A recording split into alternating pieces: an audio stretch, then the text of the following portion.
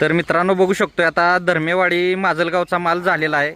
त्यामध्ये आपण नारळाचं लोडिंग केलं होतं आणि आता 150 नारळ लोडिंग केला होता। त्यानंतर आता आपण सफेद चंदन त्याच गाडीमध्ये शेअरिंगमध्ये सफेद चंदनाचं 1.5 वर्षाच्या रोपांचं लोडिंग करतोय। 1 किलोची बॅग असते, लावल्यानंतर 10 ते 12 वर्षात येणारं आणि शेतकऱ्याला मालामाल करणार असं हे पीक आहे चंदन। आता चंदन लागवड म्हटलं तर 10 बाय 10 12 बाय 12 वर करायचे आहे। 5 ते 6 फूट मिडल अंतरावर आपल्याला एखादं मोहगणी असेल, मिल्याड उभे असेल किंवा कडुलिंबासारखं होस्ट प्लांट टाकायचं आहे। कारण हे पॅरासाइड आहे, पॅरासाइड पीक आहे, म्हणजे थोडक्यात हे दुसऱ्यावर अवलंबून राहणार असं परजीवी वनस्पती आहे थोडक्यात साध्या मराठी भाषेत। तर आता हे आपल्याला 10 ते 12 वर्षामध्ये उत्पादन मिळवून देते मित्रांनो।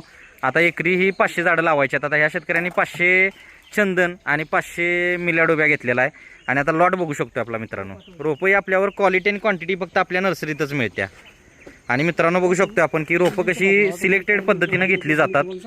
आता त्याच्या शेजारी आपला मिल्याड उभे आहे। अशी खराब रोपं बाजूला काढलेली आहेत बघू शकतो। काय रोप हल्लेलं असेल, मोडलेलं तोडलेलं असेल तर रोप बाजूला काढलं जाते।